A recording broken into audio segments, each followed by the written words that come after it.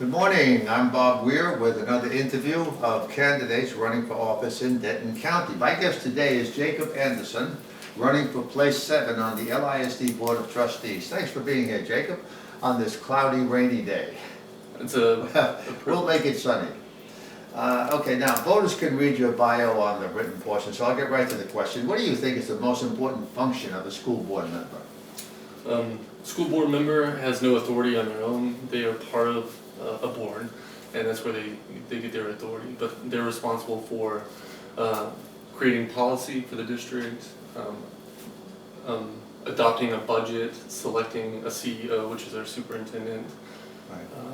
Okay, well, why do you want to be on the school board?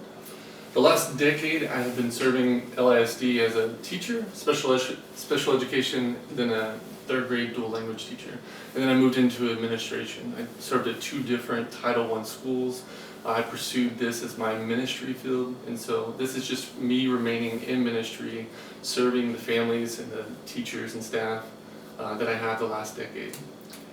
And who decides what type of subjects are taught in a given school? The State Board of Education. Okay, and that is that information is given to all school boards, and they establish policy, things of that nature, right? Yes, sir. All right. So, how about if a child doesn't get the required academic grades to be promoted, is he or she left back? And I would ask this because we went through a couple of years where there was remote learning, and I understand you have some information on how that affected the students. Can you tell us a little about that? Remote learning? Yeah, remote learning and just the effect on students during the pandemic. Yes, sir. I would say right now, 3rd graders were the most affected grade level. We see that in our student achievement data, our reading scores as a district. Remote learning is not equivalent to in-class learning. So whenever we send kids home for remote learning, we asked parents to be their instructional coach. That didn't happen a lot of times. And so we saw the achievement gap broaden. And so kids need to be in the classroom with a certified teacher. That's where we see the most growth. And that's through small group interventions, targeted instruction. We can gain some grounds in the achievement gap and shorten or make it a smaller gap. To catch kids up. In my 3rd grade class, my expectation wasn't a grade level of growth. It was 1.5 to 3 grade levels. And I would see that a lot of times with small group targeted instruction. So, by and large, the students who were affected by the pandemic, they need to catch up on their education now? Yes, sir.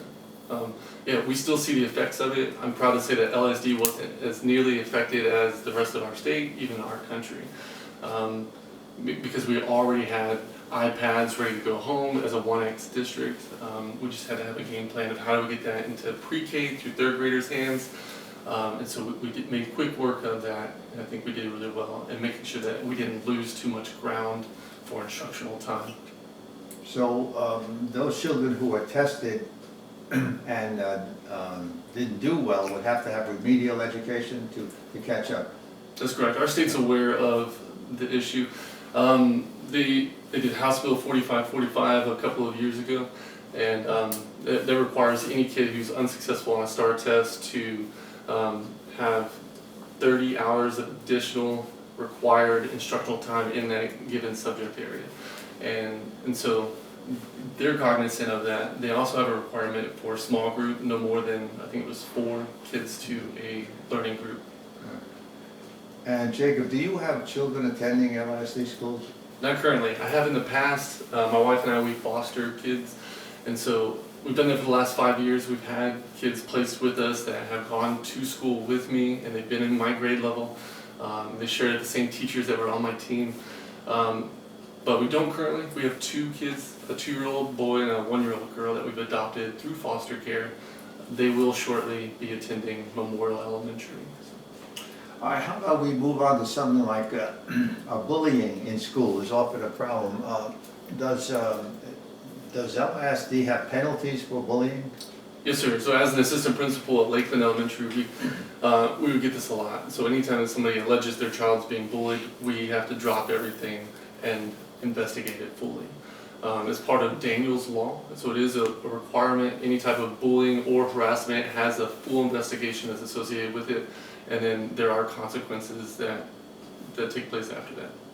So, what are the consequences like? I mean, if a child, excuse me, if a child is considered to be a bully and has affected other children and their education, is there some training for that person, or that child has to go through, is there anti-bullying training of some sort? Yeah, we do have programs that go through the counseling system. Yeah. We have that for the student, we have that for the parents. We also have the traditional ISS, OSS, DAP, just depending on the severity of the incident. All right, let's move on to, do you think sexual orientation, gender identity, and transsexual issues are topics to be taught in schools? To be taught in schools? No, sir, I do not. Do I think that people in our district are gay, lesbian, transgender? Yes, I do, but no. Gay, straight, whatever your preference or your identity is, it shouldn't be projected on a child.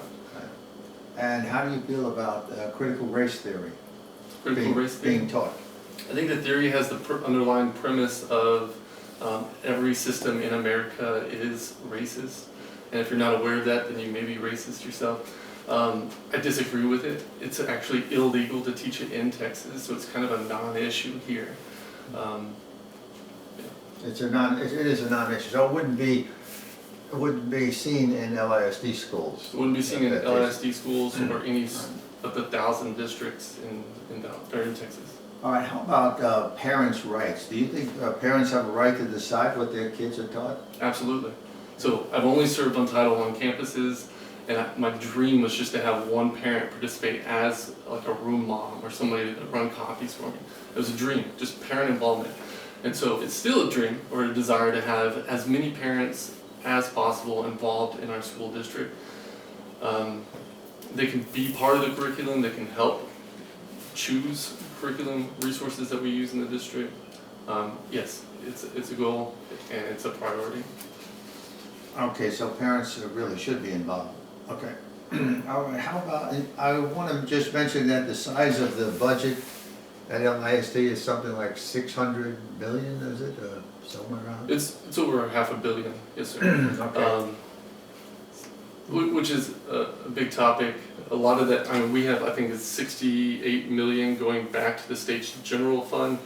The surplus that we have as a state, 68 million, so that'll be deducted from what we could be spending within our district. And just as a point of general information, there's about 7,500 employees in LISD, and what is it, about 50,000 students, I think, and 3,700 teachers, something along those lines. Good sized school system. So what type of campaigning will you be doing, or are you doing? Yeah. And by the way, this is your first time running for any office? Yes, sir. And it's going to be the only office I run for. It's not a stepping stool to get to some other office. Right. This is just where my heart's at. I want to continue to serve LISD. And so this is my way of giving back. But what type of campaigning am I doing? I am walking the streets. I am meeting people, having coffee with people who get out and vote. So I think that's the best way. It's the personal touch. When people meet you, they're most likely to vote for you. I've got this beautiful sign that was created. Some people are like, why isn't it red? Why is it blue? These are LISD colors. And I mean, that's who I am. I'm from LISD and I want to continue to be part of LISD. All right, so we're being grabbed by the clock. So is there anything else you'd like to add before we close? Oh yeah.